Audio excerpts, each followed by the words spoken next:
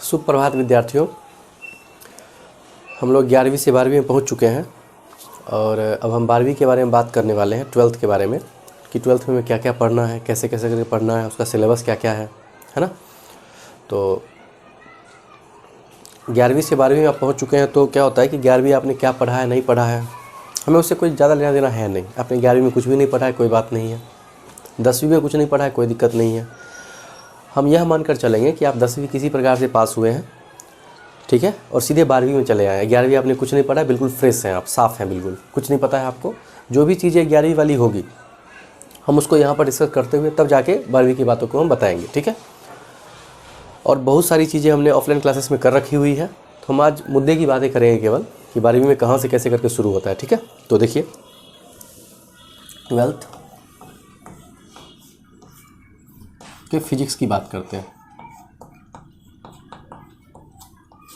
ये 12वीं का फिजिक्स जो है विद्यार्थियों, ये 3 पार्ट में डिवाइडेड है। ओके, पहला जो पार्ट है इसका, पहला जो इसका पार्ट है वो है इलेक्ट्रोमैग्नेटिज्म।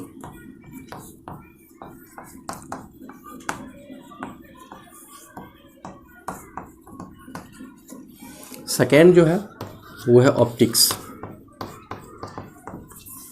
और थर्ड जो है वो है हमारा मॉडर्न फिजिक्स।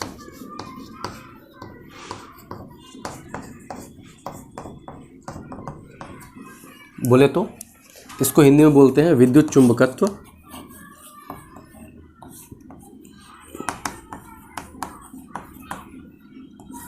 इसको बोलते हैं प्रकाशिकी,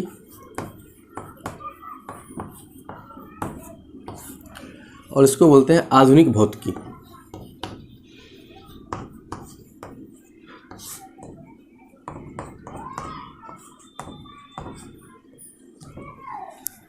देखें 12वीं का इंटायर सिलेबस, पूरा सिलेबस जो है इन्हीं 3 पार्ट्स में डिवाइडेड है, ठीक है। पहला है विद्युत चुंबकत्व, दूसरा है प्रकाशिकी, तीसरा है आधुनिक भौतिकी। यहाँ से आपसे 20 नंबर का पूछा जाएगा बिहार बोर्ड में। यहाँ से 14 मार्क्स का आता है और बचा कितना 36 मार्क्स का यहाँ से क्वेश्चन आपको आएंगे। तो आज हम इन सब पर भी बहुत सारे चैप्टर, इसको 2 भागों में बांटा गया है, इसको 5 भागों में बांटा गया है, और ये अकेला जो है 8 भागों में बांटा गया है ना। ये विद्युत चुंबकत्व जो है सो, तो क्या क्या इसमें है हम एक बार देख लेते हैं। सबसे पहला इसका है जो आज हम स्टार्ट करने वाले हैं, उसका नाम है इलेक्ट्रोस्टैटिक्स। इलेक्ट्रोस्टैटिक्स। दूसरा जो है वो है कैपेसिटर। थर्ड जो है वो है करंट इलेक्ट्रिसिटी।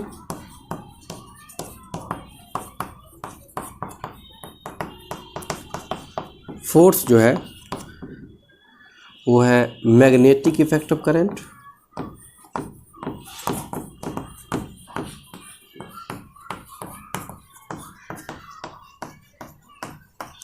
आगे जो है मैग्नेटिज्म, उसके आगे है इलेक्ट्रोमैग्नेटिक इंडक्शन,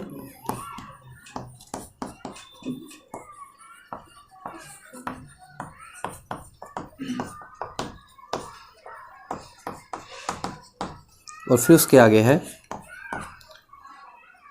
अल्टरनेटिंग करंट,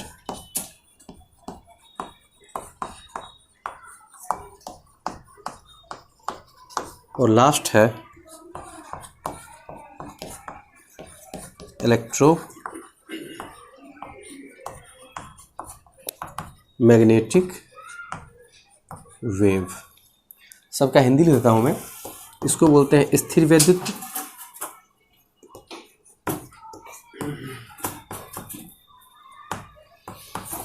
इसको बोलते हैं संधारित्र,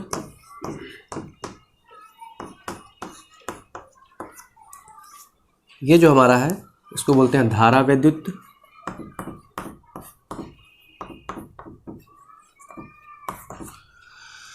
इसको बोलते हैं विद्युत धारा का चुंबकीय प्रभाव,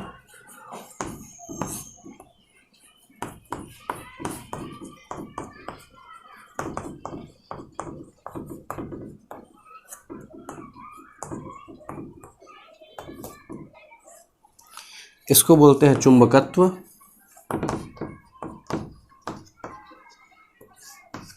ये हमारा है विद्युत चुंबकीय प्रेरण।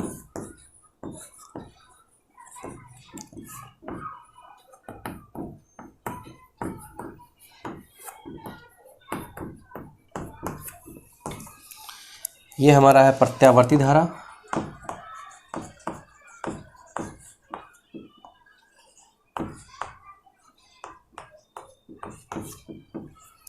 और ये है विद्युत चुंबकीय तरंग।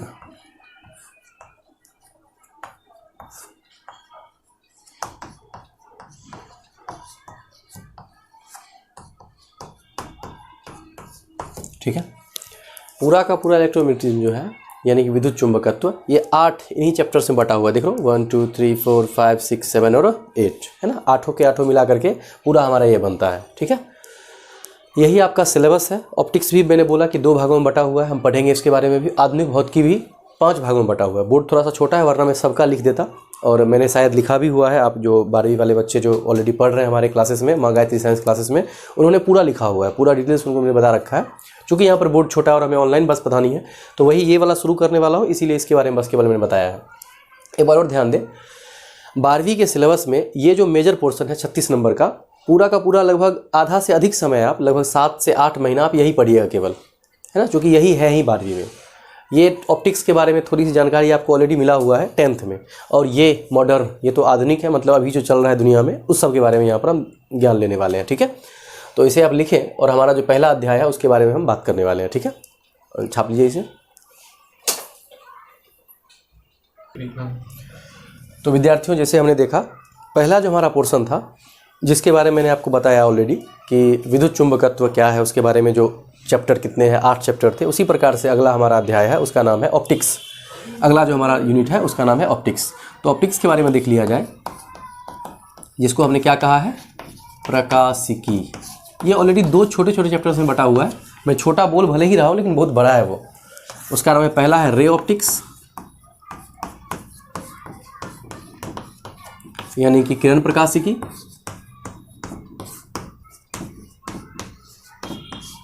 और कहीं कहीं पर बुक में देखोगे तो इसको ज्योमेट्रिकल ऑप्टिक्स भी बोलते हैं, है ना, ज्यामितीय प्रकाश की, वो भी बोलते रहेंगे, कोई बात नहीं है, उससे कोई फर्क नहीं पड़ता है, दोनों सेम ही चीज़ है। सेकेंड है वेव ऑप्टिक्स, इसको बोलते हैं तरंग प्रकाशिकी। मेरा पूरा मन है कि मैं आपको पहले इसके बारे में कुछ बता दूं, लेकिन ये बताना होगा कि मैं बस ज्ञान दिखा रहा हूँ आपको, चूँकि कुछ समझ में आना भी है नहीं। जब मैं बताऊंगा, पढ़ाऊंगा, तो बिल्कुल 1 से शुरू करूंगा और 100 तक जाएंगे हमने ना। अभी बस आप देखें कि क्या क्या है, बस, और कुछ नहीं देखना है हमें। ठीक है, ये ऑप्टिक्स का 2 पोर्शन हो गया।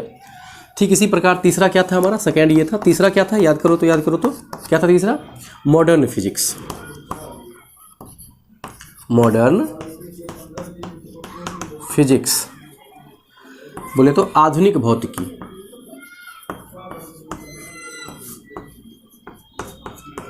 जैसा कि मैंने पहले ही बताया आपको, इसमें 5 छोटे छोटे चैप्टर्स हैं, उन 5 के बारे में लिख देता हूं मैं। सबसे पहला है फोटो इलेक्ट्रिक इफेक्ट।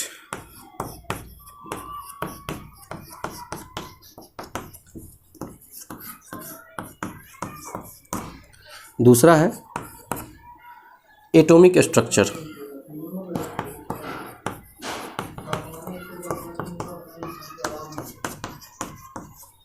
तीसरा है न्यूक्लियर स्ट्रक्चर।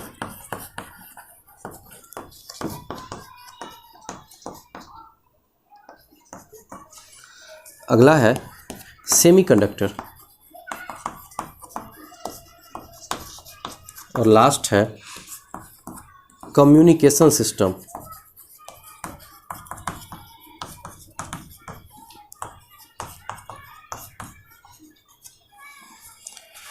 इसको बोलते हैं प्रकाश विद्युत प्रभाव।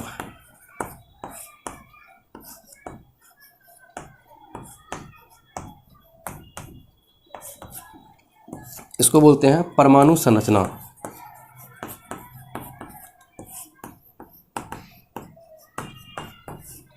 इसको बोलते हैं नाभिकीय संरचना।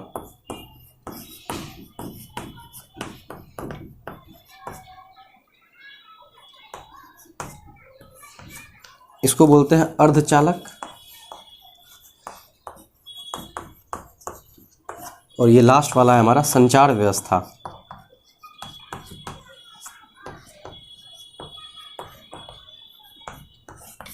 मैं आपको बताना चाहूँगा कि अभी जो 12वीं वाले आपके बड़े भाई हैं जो यहाँ पढ़ रहे हैं, उनका यही एक चैप्टर का थोड़ा सा बचा हुआ, बहुत छोटा सा चैप्टर है, 2 से 3 क्लासेस का होता है। एक क्लास हो ही चुका है, 2 बचा हुआ है, वो ख़त्म कर देंगे। बस मैं ये बताना चाह रहा हूँ कि हमने पूरा इसको कंप्लीट किया है ना। 11th में ही आप कहीं पढ़ रहे होंगे तो कुछ भी पूरा ख़त्म करना बहुत बड़ी बात होती है। इसका वजह होता है कि आप लेट सेट आते हैं तो जाके ख़त्म होना पूरा थोड़ा सा लगता है कि नहीं हो पाएगा, लेकिन 12वीं में ऐसा कुछ है नहीं। एग्ज़ाम देना पड़ता है और उस एग्जामिनेशन के पॉइंट ऑफ व्यू से हमें पूरा का पूरा कंप्लीट करना पड़ता है। तो मैंने आपको पूरा का पूरा सिलेबस डिस्कशन कर दिया। ये इसीलिए इंपॉर्टेंट है कि यदि आपको मान लिया जाए कहीं भी पढ़ रहे हैं आप, तो कौन सा चैप्टर हुआ है, कौन सा छूटा है ना, इस संदर्भ में इसकी उपयोगिता थोड़ी सी बढ़ जाती है। तो इसे भी आप नोट कर लें, पिछले वाले को भी नोट कर लिया होगा, इसे भी नोट कर लें, ठीक है। और अब हम आगे देखेंगे। ओके, तो हमने पूरा सिलेबस देख लिया। अब हम बात करने वाले हैं फिजिक्स के प्रथम अध्याय, जिसका नाम है इलेक्ट्रोस्टैटिक्स।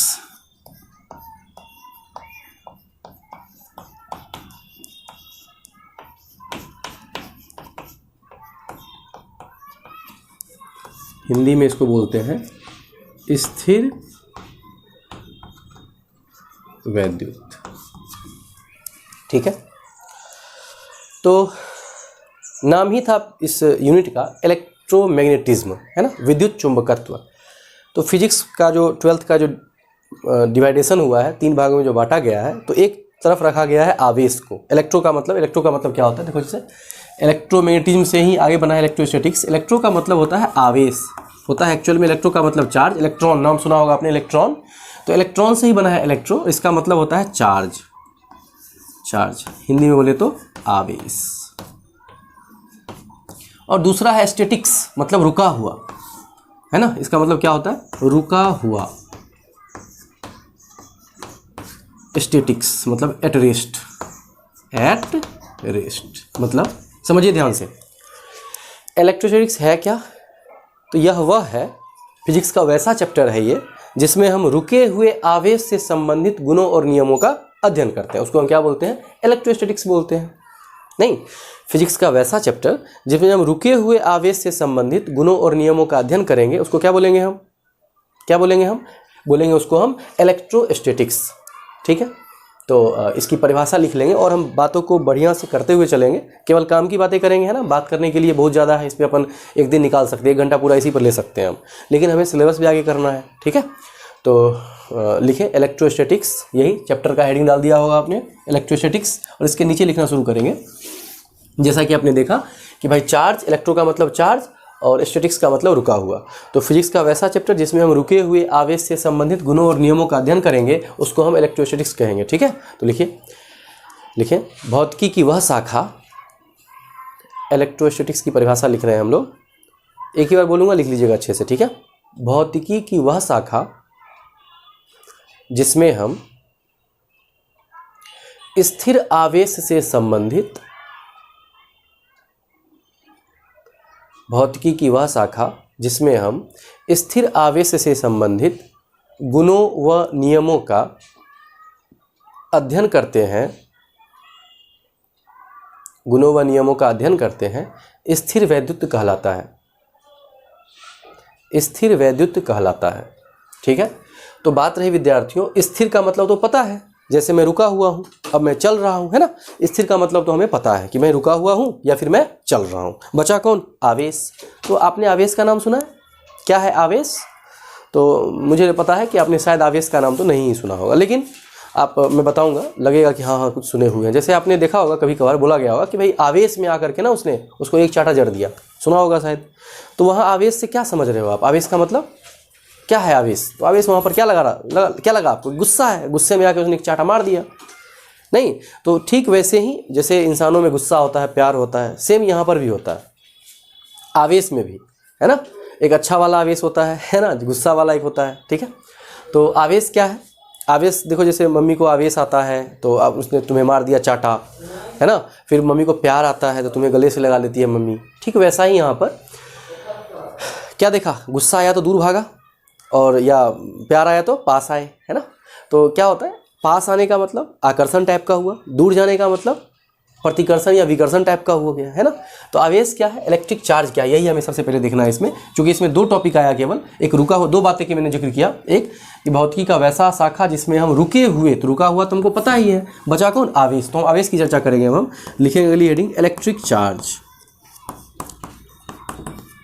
इलेक्ट्रिक चार्ज मतलब विद्युत आवेश, विद्युत आवेश। लिखिए इलेक्ट्रिक चार्ज, विद्युत आवेश। लिख लिया, डैश लिख करके इसकी डिफिनीशन लिखेंगे हम। लिखिए विद्युत आवेश की परिभाषा लिखेंगे हम। लिखेंगे किसी पदार्थ का वह गुण, किसी पदार्थ का वह गुण जिसके कारण वह आकर्षण या विकर्षण प्रदर्शित करता हो, जिसके कारण वह आकर्षण या विकर्षण प्रदर्शित करता हो, विद्युत आवेश कहलाता है। क्या कहलाता है, विद्युत आवेश। लिख लिया, किसी पदार्थ का वह गुण जिसके कारण वह आकर्षण या विकर्षण प्रदर्शित करता हो, क्या कहलाएगा, विद्युत आवेश। बहुत अच्छे। अब हम बात करते हैं आवेश के बारे में, थोड़ा सा और अंदर तक की बात, कि आवेश का जब खोज हुआ है ना, कुलाम ने इसकी खोज करी, तो आवेश की जब खोज हुई तो बात पर आ कि भाई इसको किससे सूचित किया जाए। तो वही खोजकर्ता जो है हमारा कुलाम, उसने कहा कि यार देखो, इसको या तो कैपिटल क्यू से सूचित कर लो या स्मॉल क्यू से। तो चूंकि उसने ऐसा कर दिया, तो उसी दिन के बाद से हम लोग आवेश को क्यू से सूचित करते हैं, है ना। तो लिखेंगे इसे स्मॉल क्यू या कैपिटल क्यू से सूचित किया जाता है। लिखिए उसके नीचे तीर मार के, इसे क्यू से सूचित किया जाता है। पहला पॉइंट, इसे क्यू से सूचित किया जाता है। अगला, अब जैसा कि मैंने बताया, जब आवेश का खोज हुआ तो उसे सूचित कर दिया गया क्यू से, और खोज किसने किया, कुलाम ने। तो कुलाम के नाम पर ही इसका ऐसा ही मात्रक रख दिया गया, है ना। अब वो खुद तो रखा नहीं होगा, लेकिन बाद में लोगों ने, चूंकि उसके खोज उसके द्वारा किया गया पूरे के पूरे आवेश का, अतः उसकी आत्मा की शांति के लिए ही कह ले, तो उसकी आत्मा की शांति के लिए ही आवेश का ऐसा ही मात्रक क्या रख लिया गया, कुलाम। लिखेंगे इसका ऐसा ही मात्रक कुलाम होता है, इसका ऐसा ही मात्रक कुलाम होता है। ठीक है, ओके। अगला, इसका बीमा सूत्र, कुलाम का बीमा सूत्र, है ना। कभी फॉर्मूला शायद आपने देखा होगा, Q बराबर IT। यही I का A, इसका बीमा A होता है, T का बीमा T होता है, इसीलिए इसका बीमा सूत्र क्या होता है, AT। तो लिखें इसका बीमा सूत्र AT होता है। और अगला, यह एक अदिश राशि है। यह कौन सी राशि है, अदिश राशि। आपने 11th में अदिश राशि, सदिश राशि देखा होगा। अदिश राशि वह होता है जिसमें 2 जोड़ 2 4 होता है। सदिश राशि वह होता है जिसमें 2 जोड़ 2 4 हो भी सकता है, 0 भी हो सकता है, और 3 भी, कुछ भी हो सकता है। ठीक है, उसके बारे में डिटेल्स से हमने 11th में ऑलरेडी पढ़ा हुआ है। नहीं पढ़े हैं तो 11th में जाके आप वेक्टर पढ़ सकते हैं। ठीक है, तो चलिए हमने क्या लिखा, इसे क्यू से या स्मॉल क्यू सूचित करते हैं। इसका ऐसा मात्रक कुलाम होता है, इसका बीमा सूत्र AT होता है, और यह क्या है, एक अदिश राशि है। सही है, ओके। तो बढ़िया, यहाँ तक बात देख ही लिया। साथ ही आवेश का एक और गुण होता है क्या, कि भाई ये योज्यात्मक प्रवृत्ति का होता है, मतलब 2 जोड़ 2 4, 2 कूलम जोड़ 2 कूलम 4 कूलम होगा, इस प्रकार का गुण होता है इसमें। तो नीचे लिखे सबसे लास्ट पॉइंट, यह योग्यात्मक प्रवृत्ति का होता है। यह योग्यात्मक प्रवृत्ति का, इसका मतलब क्या है, यह योग्यात्मक प्रवृत्ति का होता है। क्या मतलब है,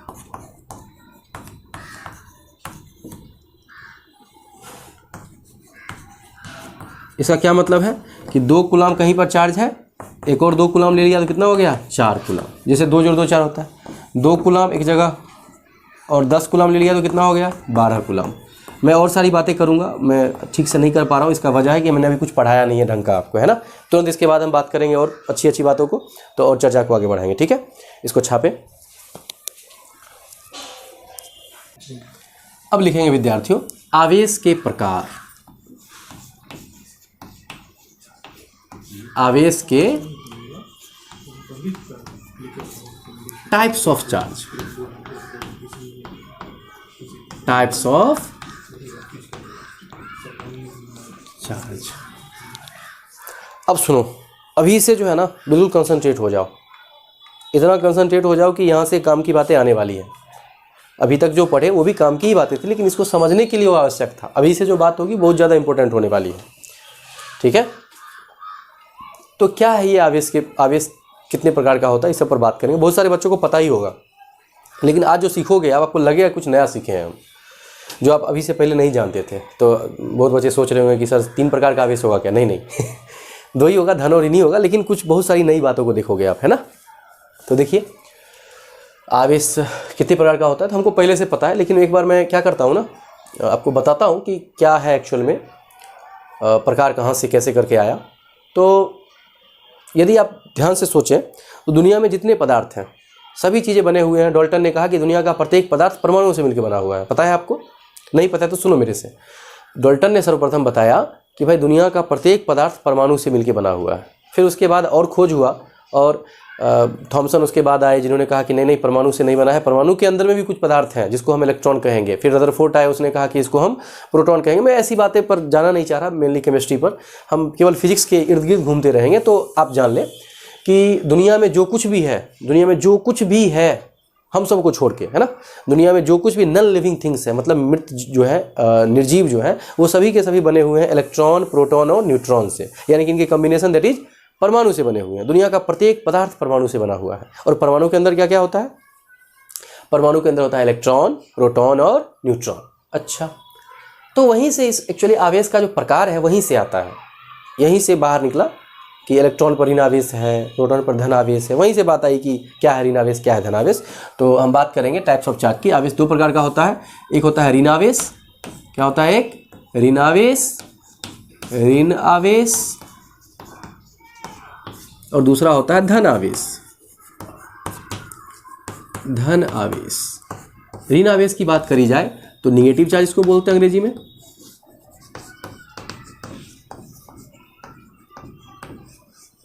इसको बोलते हैं पॉजिटिव चार्ज।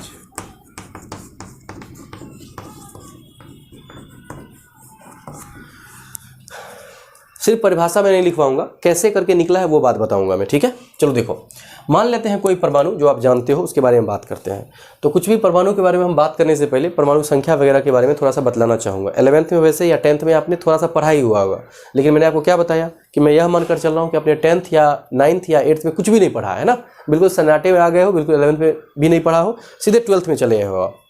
तो हम बात कर लेते हैं कि क्या है परमाणु, क्या होता है उसका परमाणु संख्या। जैसे हम किसी परमाणु की बात करेंगे तो परमाणु के अंदर में जितना प्रोटॉन होता है उतना ही इलेक्ट्रॉन होता है, और उतना ही उसका परमाणु संख्या होता है। मतलब परमाणु संख्या, देखो लिखता हूं मैं, परमाणु संख्या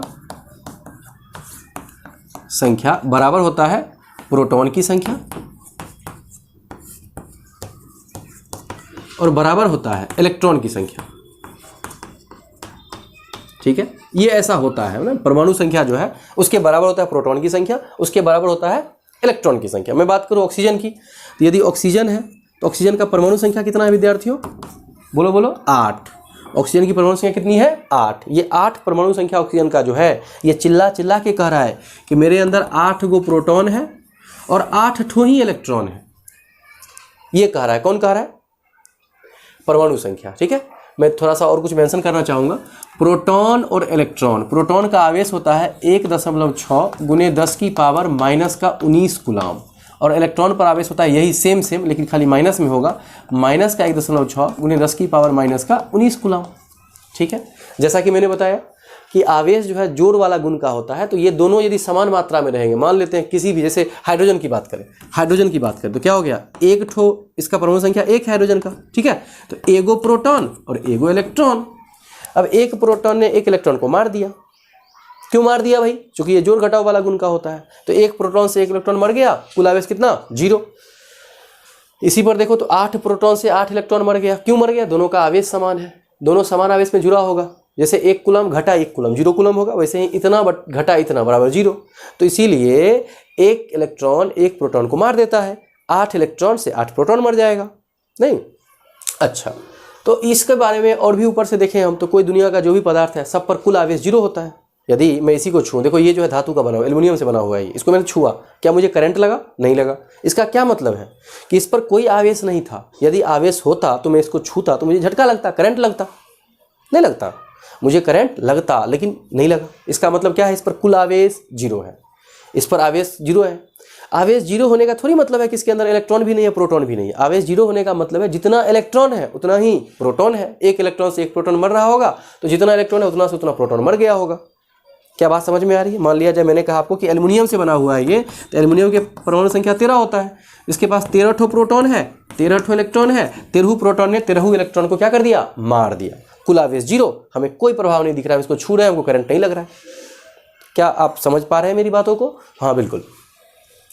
तो मेरे कहने का यह तात्पर्य है कि यहाँ से आप ये बात समझ रहे होंगे कि यदि मैं किसी परमाणु की बात करूँगा तो आप समझ जाइएगा उसके अंदर में कितना प्रोटॉन है, कितना इलेक्ट्रॉन है। दुनिया में प्रत्येक परमाणु के अंदर प्रोटॉन इलेक्ट्रॉन होता है ना, और सभी बराबर मात्रा में होते हैं, समान होते हैं नहीं। इसीलिए सभी परमाणुओं पर, सभी पदार्थों पर, दुनिया का जितना पदार्थ है सब पर कुल आवेश 0 होता है। यानी कि शुरू में वो उदासीन होता है। आवेश 0 होने का मतलब उदासीन है, न तो धन आवेश है न तो ऋण आवेश है। लेकिन हमें तो आवेश पढ़ना है, तो देखते हैं आवेश के बारे में। इतना जान लिया तो आवेश के बारे में देखते हैं कि अंदर में क्या क्या होता है और कैसे कैसे करके आवेश की रचना होती है, आवेश का निर्माण होता है। ध्यान से देखें। तो मैं बता रहा था आपको, मान लेते हैं कोई एक परमाणु लेते हैं, ऑक्सीजन लेते हैं, ठीक है।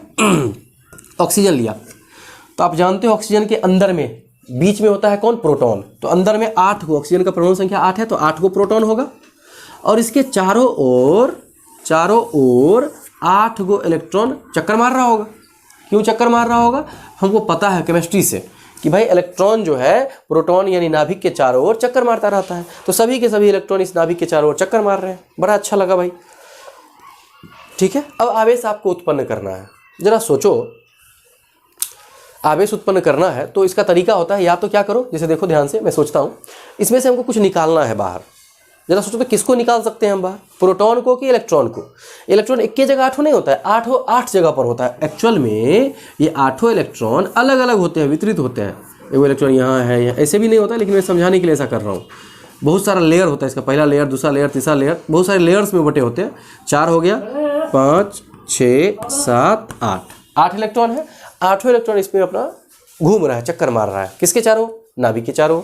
बढ़िया। अब यदि चक्कर मार रहा है और आपको इसमें से कुछ निकालना है, आवेश मान लो निकालना है, कुछ निकालोगे, आवेश उत्पन्न करने के लिए क्या करोगे? तो हम या तो इलेक्ट्रॉन को इसमें से निकाल ले बाहर, या तो प्रोटॉन को निकाल ले बाहर। जरा खुद ही सोचो किसको निकाल सकते हो आप। तो अंदर जाओगे तो आपको पहले तो इलेक्ट्रॉन मिलेगा, तो इसको निकालना आसान है नहीं? इसको निकालना क्या है, आसान है। सॉरी, किसको निकालना आसान है? इलेक्ट्रॉन को। तो इलेक्ट्रॉन एक बाहर निकाल दिया। देखो, इलेक्ट्रॉन को निकाला, इलेक्ट्रॉन निकाला। अब जरा ध्यान से सोचना, इलेक्ट्रॉन को जब निकाल लिया आपने तो क्या हो गया, आपके पास एक इलेक्ट्रॉन आ गया। लेकिन इसमें क्या बच गया? तो अभी जो हमारा ऑक्सीजन बचा, ध्यान से, अभी जो हमारा ऑक्सीजन बचा उसके पास 8 गो प्रोटॉन है लेकिन 7 गो इलेक्ट्रॉन है। सही कह रहा हूं मैं? क्योंकि एगो तो आपने निकाल लिया, एक इलेक्ट्रॉन निकाल लिया, तो 7 ठो इलेक्ट्रॉन और 8 ठो प्रोटॉन। अब 7 ठो इलेक्ट्रॉन से 7 गो प्रोटॉन तो मर गया होगा, लेकिन चूंकि इसके पास 8 प्रोटॉन है तो टोटल प्रोटॉन कितना? 8। टोटल इलेक्ट्रॉन कितना? 7। तो 7 से 7 तो खत्म होकर 0 हो गया होगा, लेकिन बच क्या गया? एगो प्रोटॉन बच गया। और प्रोटॉन पर कौन सा आवेश होता है? प्रोटॉन में कौन सा आवेश होता है? धन आवेश। देखो लिखा हुआ प्लस में आवेश है ना। प्रोटॉन में कौन सा आवेश होता है? धन आवेश। इसीलिए ये जो हम बाहर से इसको देखेंगे तो हमें कैसा दिखाई पड़ेगा? ये धन आवेशित। कैसा दिखाई पड़ेगा? धन आवेशित। क्यों दिखाई पड़ेगा? क्योंकि एक प्रोटॉन बच गया इसमें, जिसको कोई इलेक्ट्रॉन काटने के लिए, खत्म करने के लिए कोई इलेक्ट्रॉन नहीं है। तो एक इलेक्ट्रॉन चूंकि बाहर बच गया, रेस्ट बच गया, शेष बच गया, इसीलिए हमें लगता है कि इस पर धन आवेश है। तो धन आवेश की परिभाषा समझ में आई? इलेक्ट्रॉन को निकालने से उत्पन्न जो आवेश होता है उसको क्या बोलते हैं? धन आवेश बोलते हैं। वैसे ही इधर देखो, एक इलेक्ट्रॉन डाला, एक इलेक्ट्रॉन डाल दिया एक इलेक्ट्रॉन। अब क्या होगा? देखो ध्यान से, इलेक्ट्रॉन एक डाल दोगे तो क्या होगा? देखोगे ध्यान से, 8 गो पहले से था, हमने ऑक्सीजन परमाणु लिया है, 8 गो पहले से था, तो अब क्या गो? प्रोटॉन तो 8 गो रहेगा। आपने डाला क्या है? इलेक्ट्रॉन, तो अब 9 गो इलेक्ट्रॉन हो गया इसके पास। तो फिर से देखो, 8 इलेक्ट्रॉन से 8 प्रोटॉन, तो 8 इलेक्ट्रॉन और 8 प्रोटॉन, उल्टा लिखता हूं मैं, 8 प्रोटॉन और 8 इलेक्ट्रॉन। ये तो मर के 0 हो गया, लेकिन प्रोटॉन उतना ही था, एक इलेक्ट्रॉन तो आपने डाल दिया, तो एक इलेक्ट्रॉन बच गया। और इलेक्ट्रॉन पर कौन सा आवेश होता है? ऋण आवेश। कौन सा आवेश होता है? ऋण आवेश। इसीलिए एक इलेक्ट्रॉन जो बच गया, जो आपने डाला, वही ऋण आवेश की तरह यह बिहेव करेगा और लगेगा क्या लगेगा कि यह जो है यहाँ पर क्या लिखूंगा मैं, एक प्रोटॉन का धन आवेश, धन आवेश लगेगा कि भाई एगो आवेश धन आवेश यहाँ पर बचा हुआ है, यहाँ पर ऋण आवेश बचा हुआ है। यही वजह होता है कि पिंड आवेशित हो जाता है। तो आवेशित होने के लिए आपने क्या देखा कि यदि इलेक्ट्रॉन निकाल रहा है कोई, तो इलेक्ट्रॉन के निकालने से जो आवेश उत्पन्न होता है उसको हम बोलते हैं क्या, क्या, धन आवेश। और इलेक्ट्रॉन को डालने से जो आवेश उत्पन्न होता है उसको क्या बोलते हैं, ऋण आवेश। समझ में आया बात कि नहीं आया? तो शायद आपको धन आवेश और ऋण आवेश की परिभाषा यहाँ से यथार्थ रूप से मिल गई होगी कि क्या है धन आवेश और क्या है ऋण आवेश। सही है, ओके। जैसा कि हमने देखा इलेक्ट्रॉन पर कौन सा आवेश होता है, ऋण आवेश, ऋण आवेश। और प्रोटॉन पर कौन सा आवेश होता है, धन आवेश। अच्छा, इलेक्ट्रॉन और प्रोटॉन का द्रव्यमान भी कुछ कुछ होता है। जैसे देखो इलेक्ट्रॉन का द्रव्यमान होता है 9.1 गुने 10 की पावर -31 किलो, ठीक है। और प्रोटॉन का द्रव्यमान होता है 1.6 गुने 10 की पावर -27 किलो। तो इलेक्ट्रॉन का द्रव्यमान भी होता है, ऐसा नहीं कि इलेक्ट्रॉन बिना द्रव्यमान का, उसके पास द्रव्यमान भी है और उसके पास आवेश भी है। द्रव्यमान भी मैंने लिख दिया इतना होता है, आवेश भी लिख दिया इतना होता है, ठीक है। प्रोटॉन का द्रव्यमान इतना होता है और प्रोटॉन का आवेश इतना होता है। सही है। लिखने से पहले समझो पहली बात, यदि कोई इलेक्ट्रॉन निकाल रहा है, जैसे मैं इलेक्ट्रॉन निकाल रहा हूं, तो क्या मेरा द्रव्यमान घटेगा? क्योंकि मैं इतना द्रव्यमान, एक इलेक्ट्रॉन निकाला तो इतना द्रव्यमान बाहर फेंक दिया। यदि मैंने एक इलेक्ट्रॉन लिया तो इतना द्रव्यमान वापस ले लिया। समझ रहे हो बात? हाँ। तो कोई पिंड यदि धनावेशित हो रहा है तो इसका क्या मतलब है, उसका द्रव्यमान घटेगा। और यदि कोई पिंड ऋणावेशित हो रहा है तो इलेक्ट्रॉन को लेके हो रहा होगा। यदि कोई पिंड धनावेशित हो रहा है तो इलेक्ट्रॉन दे रहा होगा। दे रहा है का मतलब मैं खुद के अंदर से कुछ कुछ निकाल के फेंक रहा हूँ, तो मेरा द्रव्यमान घटेगा। और यदि मैं इलेक्ट्रॉन ले रहा हूं तो कुछ कुछ बाहर से ले रहा हूं तो मेरा द्रव्यमान बढ़ेगा। क्या बात समझ पा रहे हो आप? हाँ बिल्कुल। तो आपने क्या देखा, आवेश दो प्रकार के होते हैं, धनावेश और ऋणावेश, होता है ना। अच्छा, धनावेश क्या है तो आपने देखा इलेक्ट्रॉन के निकालने से जो आवेश उत्पन्न होता है उसको धनावेश कहते हैं, इलेक्ट्रॉन को डालने से जो आवेश उत्पन्न होता है उसको ऋणावेश कहते हैं। समझ में आ रही है बातें? हाँ। तो हम लिखेंगे आवेश के प्रकार, लिखिए आवेश के प्रकार। आवेश दो प्रकार के होते हैं, लिखिए आवेश दो प्रकार के होते हैं। नंबर 1 ऋण ही लिख लो, कोई दिक्कत नहीं है। नंबर 1 लिखो ऋण आवेश और नंबर 2 लिखो धन आवेश। लिख लिया, ऋण आवेश और धन आवेश। ये गोला कैसा लगेगा आपको, कैसा लगेगा आपको? ऋण आवेशित। कैसा लगेगा आपको? ऋण आवेशित। चलिए, तो लिख लिया होगा आपने धन आवेश, ऋण आवेश। चलिए, पहला नंबर है ऋण आवेश। बोलिए तो ऋण आवेश की परिभाषा क्या होगी, खुद ही बोलो तो इलेक्ट्रॉन के परित्याग से, इलेक्ट्रॉन के निकालने से जो आवेश उत्पन्न होगा उसको धन आवेश, और इलेक्ट्रॉन के ग्रहण से, इलेक्ट्रॉन डाले हैं मतलब लिए हैं, लेने को ग्रहण बोलते हैं ना, और निकालने को परित्याग बोलते हैं, ठीक है। तो ऋण आवेश की परिभाषा क्या बोलोगे? इलेक्ट्रॉन के ग्रहण से उत्पन्न आवेश को ऋण आवेश कहते हैं और इलेक्ट्रॉन के परित्याग से उत्पन्न आवेश को धन आवेश कहते हैं। लिख डालिए, ऋण आवेश लिखकर डैश लिखिए और लिखिएगा इलेक्ट्रॉन के ग्रहण से उत्पन्न आवेश को ऋण आवेश कहते हैं। इलेक्ट्रॉन के ग्रहण से उत्पन्न आवेश को ऋण आवेश कहते हैं। लिख लिया? बहुत अच्छा। नीचे तीर मार के बस एक बात लिखना है। बोलिए मुझे, ऋण आवेशित यदि कोई पिंड हो रहा है तो द्रव्यमान बढ़ रहा होगा कि घट रहा होगा?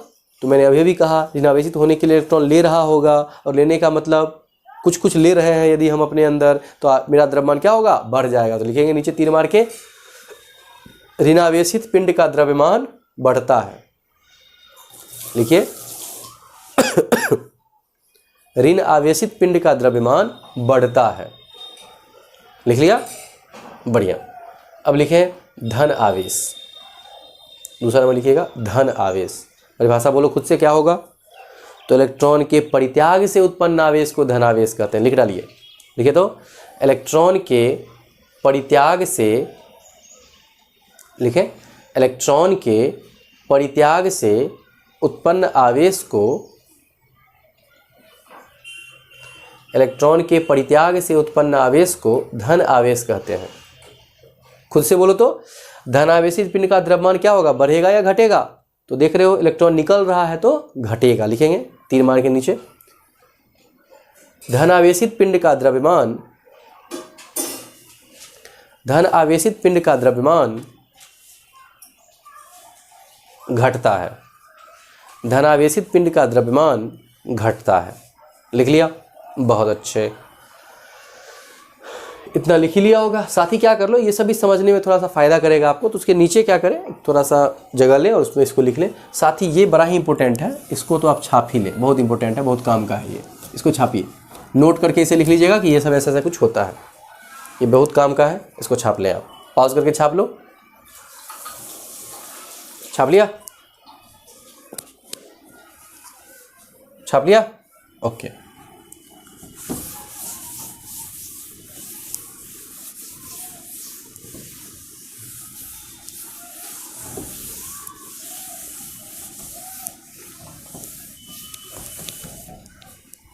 अब सुनो, जैसा कि मैंने बताया, जैसे दूरी ही होता है तो दूरी का बहुत सारा मात्रक होता है।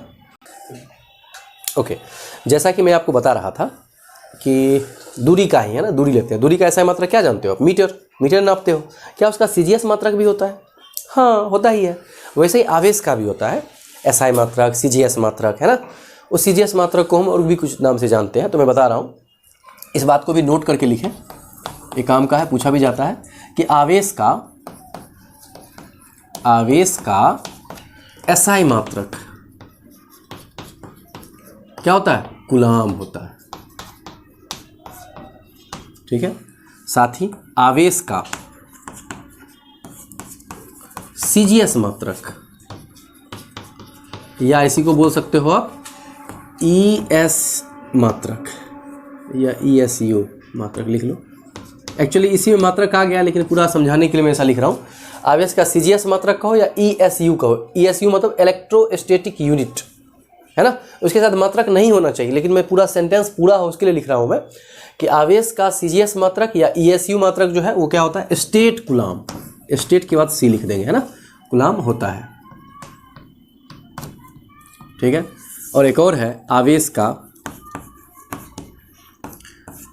का ईएमयू मात्रक।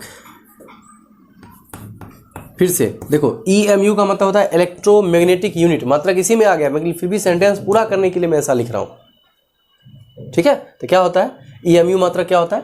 एबी कूलाम, एबी छोटा सा और कूलाम बड़ा सा, ये होता है, ठीक है, एबी कूलाम होता है। और तीनों में संबंध जो है ना मेरे प्यारे विद्यार्थियों, कई बार पूछा हुआ है ऑब्जेक्टिव में। तो क्या होता है? 1 कूलाम बराबर 3 × 10⁹ स्टेट कूलाम और बराबर होता है 1/10 एबी कूलाम। ये तीनों में एक संबंध है बड़ा अच्छा सा, और ये आप लिख लें, बेहद ही काम का और पूछा जाने वाला और पूछा गया, ऑलरेडी पूछा हुआ है, कई बार पूछा हुआ है। क्वेश्चन बैंक देखोगे तो कई बार मिल जाएगा तीनों में क्या संबंध होता है। तो इस बात को भी आप क्या कर लें, नोट में ही लिख लें उसके नीचे, ठीक है। फिर हम आगे बढ़ेंगे प्रॉपर्टीज़ की तरफ। लिख लिया इतना? कहोगे सर ये सब क्या क्या लिख दिए, हमको उसको समझ नहीं आ रहा है। देखो, जैसे दूरी का ऐसा मात्रक मीटर जाने, और सीजीएस मात्रक क्या होता है? सेंटीमीटर। तो उसको समझना थोड़ी होता है, उसको रटना होता है कि हाँ सीजीएस मात्रक सेंटीमीटर है, नहीं, इसमें कुछ समझने वाली बात नहीं है कि ये होता है तो होता है वो, है ना। तो उसको छाप ले, छापिए और आगे बढ़ते हैं। चलिए, अब हम आवेश के छोटे मोटे चीज़ों को देख लिए हैं, थोड़ा सा आगे बढ़ते हैं और जानेंगे हम अब क्या? आवेश के गुण। लिखें, आवेश के गुण, अंग्रेजी में बोले तो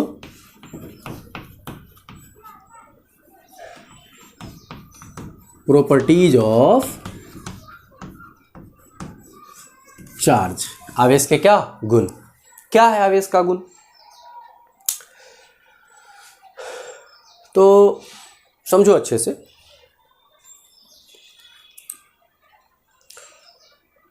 इसके लिए आपको पहले फिर से जो है ना फ्लैशबैक में चलना पड़ेगा, जो वहाँ पर मैं था कि आवेश क्या है कैसे है, शुरू में जो बताया था वहीं पर मैंने अंतिम बात छोड़ी है कि आवेश जो है ना योग्यात्मक प्रवृत्ति का होता है, मतलब उसको जोड़ घटाव कर सकते हो आप। 4 कूलाम और -4 कूलाम बराबर 0 होता है, नहीं।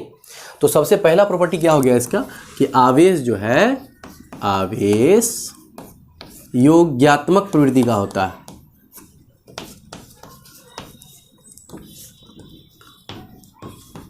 प्रकृति का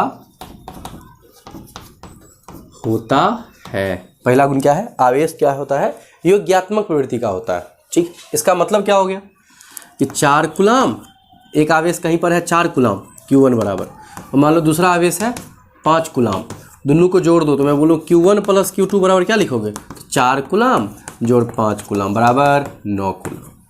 नहीं, यदि मैं कह रहा हूँ Q1 बराबर है 8 कूलम और Q2 बराबर है मान लो माइनस का 5 कूलम, अब जोड़ घटाव कर लेते हैं। यदि मैं पूछूँ Q1 प्लस Q2 बराबर क्या लिखोगे, 8 कूलम, अब प्लस है उससे कोई मतलब, लेकिन चार्ज अगला क्या है, माइनस में है, तो लिखोगे माइनस का 5 कूलम बराबर 3 कूलम।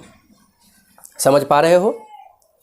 यानी कि आवेश सिंपल जोड़ घटाव के नियम का पालन करता है, सिंपल जोड़ घटाव। ठीक है, सीधे जोड़ दो सीधे घटा दो आवेश को, चूंकि ये अदिश राशि है इसीलिए 4 कूलम जोड़ 4 कूलम 8 कूलम होगा, minus 4 coulomb minus 4 coulomb minus का 8 कूलम होगा। तो ये आवेश जो है क्या होता है, योग्यात्मक प्रवृत्ति का होता है, सीधे जोड़ घटाव इसको आप कर सकते हो। समझ में आ रही है बातें? यस। अच्छा, अब हम बात करेंगे दूसरा गुण का। तो पहला गुण लिख लिया होगा और एग्जाम्पल के तौर पर यह भी लिख ले ताकि आपको समझने में कोई तकलीफ ना हो। लिख लिए? वेरी गुड, बढ़ते हैं आगे। अब देखो दूसरा जो गुण है आवेश का वो है आवेश संरक्षित होता है। सेकेंड पॉइंट, आवेश क्या होता है, संरक्षित होता है।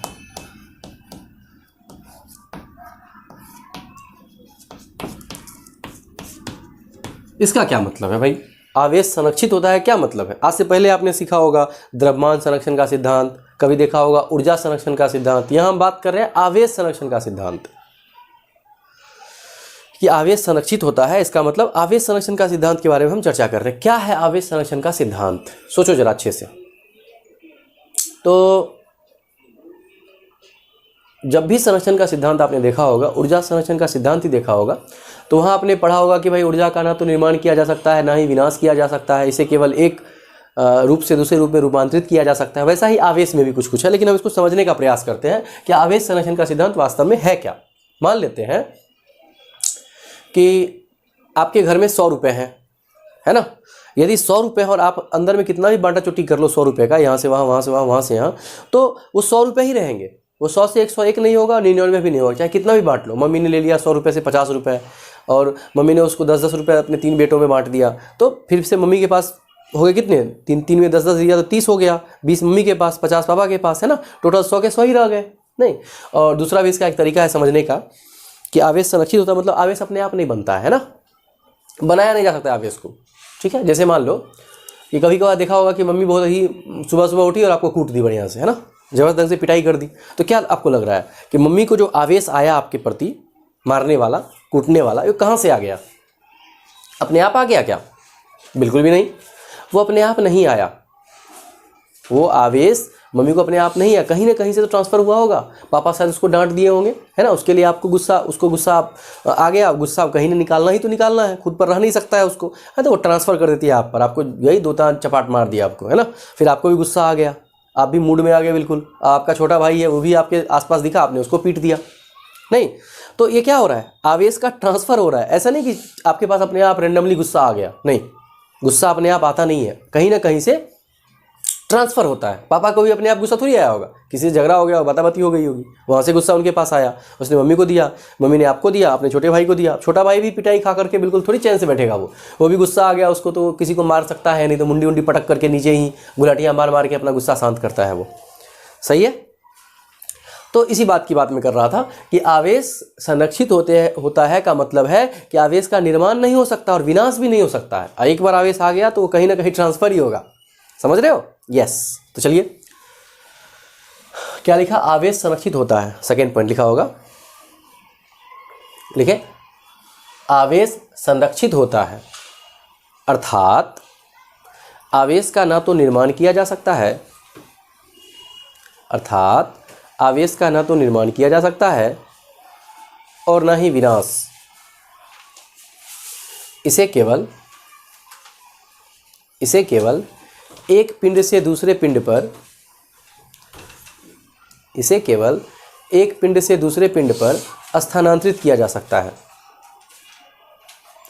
एक पिंड से दूसरे पिंड पर स्थानांतरित किया जा सकता है। लिख लिया? Very good. दूसरा पॉइंट भी निपट गया हमारा। इसका एक आध क्वेश्चन कर लेते हैं तो थोड़ा सा अच्छा लगेगा। मान लेते हैं एक पर था 2 कूलम अंदर में था और 3 कूलम एक पर था माइनस का 7 कूलम, ठीक है। 3 ऐसे आवेश रखे हुए थे जिसको गोला में हमने भरा हुआ था, ठीक है। कुछ देर के बाद देखा तो क्या पाया हमने कि इस पर चल गया 6 कूलम, इस पर आ गया माइनस का 5 कूलम, ठीक है। और तीसरा गोला के बारे में पता नहीं क्या है, मान लेते इसका आवेश x है।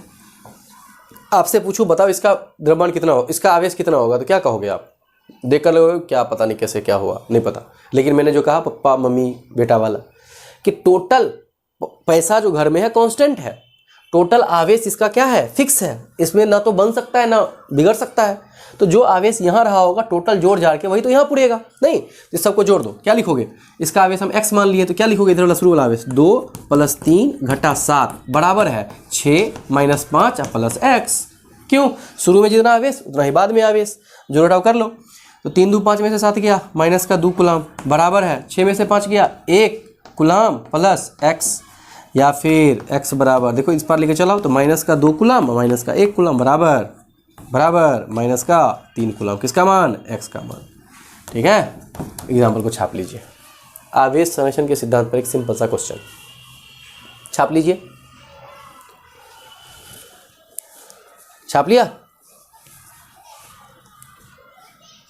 ओके।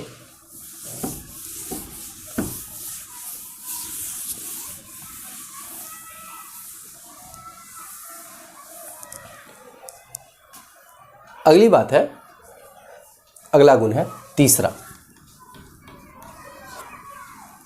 देखो ध्यान से, तीसरा गुण है कि समान आवेश जो है ना, समान से तात्पर्य यह है कि यानी कि 4 कूलम और 4 कूलम, समान का मतलब एक जाति वाले सजातीय आवेश है ना।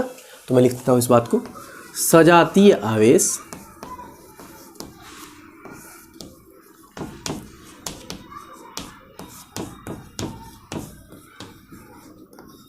एक दूसरे को विकर्षित व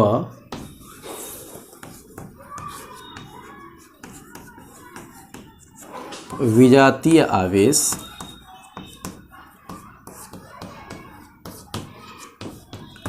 एक दूसरे को आकर्षित करते हैं।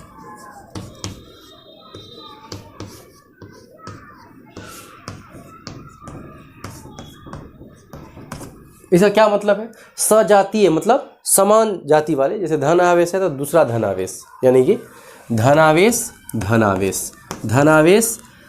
ऋण आवेश, इन दोनों में क्या होगा? आकर्षण, प्रतिकर्षण। और धनावेश ऋण आवेश में क्या होगा? आकर्षण। समझिए इस बात को। सजातीय का क्या मतलब है? एक ही जाति वाले, मतलब प्लस और प्लस में या माइनस में है ना, इन दोनों में क्या होता है? प्रतिकर्षण। और विजातीय आवेश मतलब एक प्लस और दूसरा माइनस, इन दोनों में क्या होगा? आकर्षण। समझ पा रहे हो बात को? हाँ, कि सजातीय आवेशों में क्या होता है? प्रतिकर्षण। आप ऐसे भी कह सकते हो सजातीय आवेश में दुश्मनी होती है ना, और इसमें क्या होता है? प्यार होता है। तो क्या कहोगे आप कि भाई विपरीत आवेश में प्यार होता ही होगा, पता ही होगा आपको, और सजातीय आवेश में क्या होता है? दुश्मनी, है ना। तो समझ पा रहे होगे शायद, तो इस बात को भी लिख लें आप। सजातीय आवेश एक दूसरे को विकर्षित व विजातीय आवेश एक दूसरे को आकर्षित करते हैं। एग्जाम्पल के तौर पर देखें तो 2 कूलम और माइनस का 5 कूलम, देखो क्या है ये? सजातीय या विजातीय? तो विजातीय है, एगो प्लस में है दूसरा माइनस में है, तो कौन सा गुण होगा? आकर्षण। और यदि मैं लिख दूँ 4 कूलम और 6 कूलम तो क्या होगा? देखो देखो देखो देखो, दोनों सजातीय है, दोनों में प्लस है, प्लस प्लस प्लस प्लस है ना, तो क्या होगा? विकर्षण। क्या होगा? विकर्षण। नहीं, अच्छा, तो सजातीय आवेश में क्या देखा? विकर्षण। और विजातीय आवेश में क्या देखा? आकर्षण, है ना। लिख लो इसको भी, लिखते चलो, बढ़िया से छापते चलो।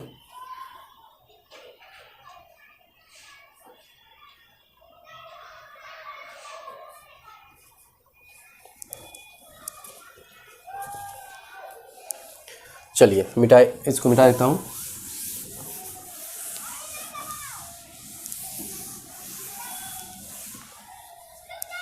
अगला लिखेंगे आवेश का क्वांटमीकरण होता है, चौथा आवेश का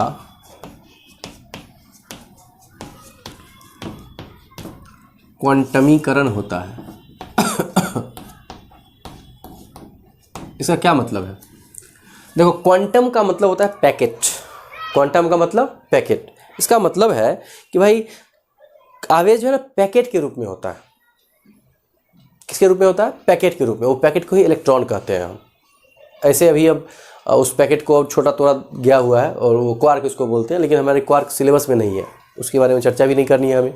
तो मैं बोल रहा हूँ कि आवेश सबसे छोटा जो होता है इलेक्ट्रॉन होता है, इलेक्ट्रॉन के पैकेट के रूप में होता है। एक छोटा सा कुछ आवेश है जिसको पैकेट के रूप में बांध दिया गया है, उससे छोटा हो नहीं सकता है। ठीक है, तो अब आवेश लेकर के एक जगह से दूसरी जगह जा रहे हो तो अब काउंटिंग करके ले जाओगे कि भाई या तो 1 इलेक्ट्रॉन ले जाएंगे, 2 ले जाएंगे, 4 ले जाएंगे, 3.5 तो लेने जा सकते हैं। या तो 3 इलेक्ट्रॉन जाएगा, नहीं तो 4 जाएगा, 3.5 नहीं जाएगा। तो आवेश का क्वांटमीकरण होने का मतलब है कि आवेश का स्थानांतरण जो है इलेक्ट्रॉन के गुणज के रूप में होता है। वो पूर्ण होना चाहिए, मतलब 3.5 अपूर्णांक नहीं, पूर्णांक होना चाहिए, पूर्ण अंक होना चाहिए। 2, 4, 5, 6, 5.5, 6.5 नहीं। ठीक है, तो आवेश का क्वांटमीकरण होता है, ये हमारा चौथा प्रॉपर्टी है। और लिखेंगे अर्थात, लिखें आवेश का क्वांटमीकरण होता है अर्थात आवेश का न्यूनतम मान, अर्थात आवेश का न्यूनतम मान इलेक्ट्रॉन के आवेश के बराबर होता है। आवेश का न्यूनतम मान इलेक्ट्रॉन के आवेश के बराबर होता है तथा इसका स्थानांतरण इलेक्ट्रॉन के पूर्णांक गुणनफल के रूप में होता है। तथा इसका स्थानांतरण इलेक्ट्रॉन के पूर्णांक गुणनफल के रूप में होता है। लिख लिया? इसका क्या मतलब है? इसका मतलब है, मान लेते हैं, वो लिख लिया, उसके बाद देखना। मान लेते हो कोई टुकड़ा है धातु का, कोई पदार्थ का टुकड़ा है, इस पर से मैंने 1 इलेक्ट्रॉन निकाला है ना, तो 1 इलेक्ट्रॉन के परित्याग से उत्पन्न आवेश Q बराबर क्या लिखोगे भाई? 1 इलेक्ट्रॉन का निकाला है तो Q बराबर कितना? E। चूंकि 1 इलेक्ट्रॉन निकाले हो तो उस पर एक इलेक्ट्रॉन का आवेश चला गया होगा उस पर। कैसे? तो इलेक्ट्रॉन आपने निकाल लिया तो उस पर प्रोटॉन का आवेश बच गया होगा, जो कि इलेक्ट्रॉन के आवेश के बराबर होता है, इसलिए उस पर कितना आवेश आ गया? E। अच्छा, तो 1 इलेक्ट्रॉन के परित्याग से उत्पन्न आवेश Q बराबर कितना? E। 2 इलेक्ट्रॉन के परित्याग से उत्पन्न आवेश Q बराबर 2E।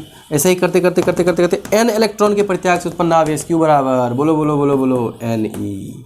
Q बराबर Ne। प्लस और माइनस साथ में लगाना पड़ेगा, बताता हूँ काहे। यदि परित्याग कर रहे हो, इलेक्ट्रॉन के परित्याग से कौन सा आवेश उत्पन्न होता है भाई? धन आवेश, तो प्लस Ne होगा। यदि ग्रहण ले रहा है इलेक्ट्रॉन तो क्या हो जाएगा? माइनस Ne, है ना। तो जहाँ n क्या है? n इलेक्ट्रॉन की संख्या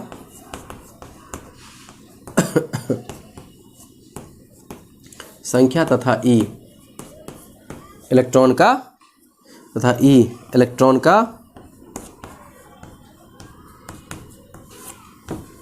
आवेश है, इलेक्ट्रॉन का आवेश है। हो गया? छाप लो इसे, छाप लो लास्ट तक, छाप लो लास्ट तक।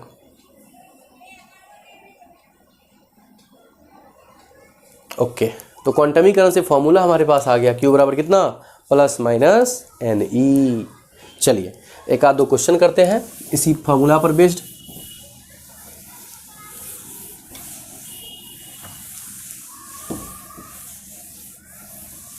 ध्यान से सुनो, क्वेश्चन है, किसी पदार्थ से या किसी धातु के टुकड़े से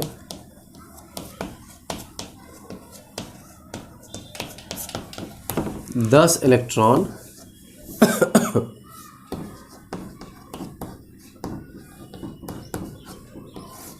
निकाल लिए जाए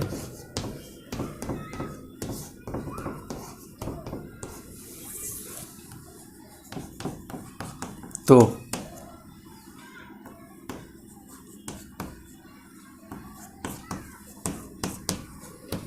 धातु के टुकड़े पर उत्पन्न आवेश का मान ज्ञात करें। ठीक है, धातु के टुकड़े पर उत्पन्न आवेश का मान ज्ञात करें। तो चलो सॉल्यूशन करते हैं इसका। क्या कहा गया, धातु के टुकड़े से इलेक्ट्रॉन को निकाला गया है ना।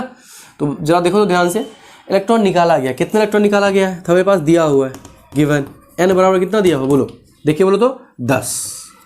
अच्छा, तो हम जान गए अभी क्वांटमीकरण के सिद्धांत से हम जानते हैं Q बराबर NE। कहोगे सर प्लस माइनस NE, हाँ भैया प्लस माइनस NE ही है, लेकिन परित्याग है। देखो 10 इलेक्ट्रॉन निकाल लिया गया है। इलेक्ट्रॉन निकालने से कौन सा आवेश उत्पन्न होगा धातु पर, धन आवेश, इसीलिए प्लस NE है ना। तो n का मान है 10, E का मान कितना होता है अभी लिखवाए थे 1.6 × 10 की पावर माइनस का 19 कूलम। तो बोलो जरा गुना भाग कर लो, तो हो गया 16 × 10 की पावर माइनस 19 कूलम। छाप लो इसे।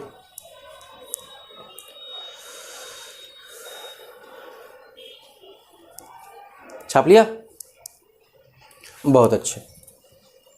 अगला क्वेश्चन देखो, इसको मिटा रहा हूं मैं।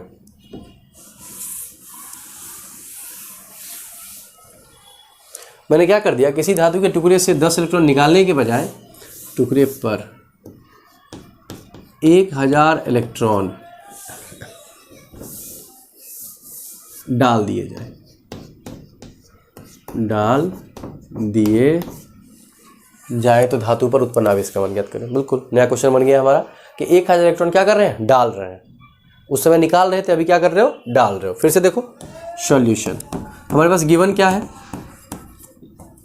Q बराबर N बराबर 1000। तो क्वांटमीकरण के सिद्धांत से हम जानते हैं, क्या जानते हैं भाई, Q बराबर NE। अब देखो इलेक्ट्रॉन डाल दिया गया है, तो इलेक्ट्रॉन के ग्रहण से, डालने का मतलब ग्रहण कर रहा होगा, बताइए बोलिए, डाल दिया गया है तो डालने से कौन सा आवेश, ऋणावेश। तो बोलिए n का मान कितना 1000, E का मान 1.6 × 10 की पावर माइनस 19। अब 19 देखो माइनस में है, पावर यहाँ पर 10 की पावर एक तरह से 3 है ही, तो क्या हो जाएगा, बोलो बोलो बोलो बोलो, पावर घटा दोगे तो लिख दोगे 1.6 × 10 की पावर माइनस 16 कूलम। नहीं हो गया, एक्चुअली कैसे हुआ देखो, ये कुछ भी नहीं है, आप लिख सकते हो इसको 1000 गुने 1.6 गुने, क्या 19 है तो बट्टा के नीचे आएगा, तो क्या ये 10 की पावर प्लस 19 हो जाएगा, हाँ बट्टा के नीचे जाता है तो पावर उल्टा हो जाता है। अब देखो 3 को शून्य कट जाएगा, 19 को शून्य है, 3 को शून्य कट गया, क्या शून्य बचा 16 को, वही आंसर लिखा हुआ है। नहीं, छाप लो इसे भी, छाप लो इसे भी।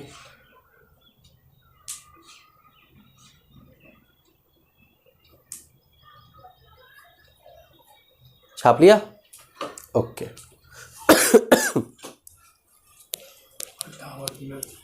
मिटा दूं, ओके।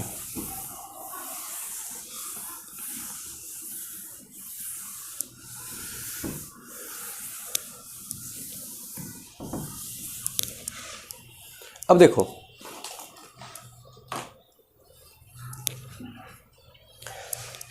क्या है कि इस पर बहुत सारे हमें क्वेश्चन करने हैं, है ना। और एक दिन क्या होता है कि एक दिन ज़्यादा नहीं करना चाहिए, टाइम मतलब ले करके कि प्रॉपर ढंग से हो जाए हमारा, और समझ में भी आना चाहिए बातें। तो इतना जो मैंने बताया आपको, इसको एक बार आप लिख लीजिएगा कॉपी में अच्छे से, जो भी बता रहा हूँ उसको लिख लेना है। और लिखने के बाद नेक्स्ट डे जब हम कंटिन्यू करेंगे इस पर, तो और ढेर सारी चीज़ों को डिस्कस करेंगे इस पर, अच्छी अच्छी चीज़ों को कैसे कैसे करके क्वेश्चन इस पर करना है हमें, है ना, कैसे प्रश्न इस पर सब्जेक्टिव आते हैं, ऑब्जेक्टिव आते हैं, सारी चीज़ों को हम करेंगे, ठीक है। तो और सारे सब्जेक्ट्स का जो है वो भी लेक्चर बन रहा है, उसको भी अपलोड करेंगे हम लोग।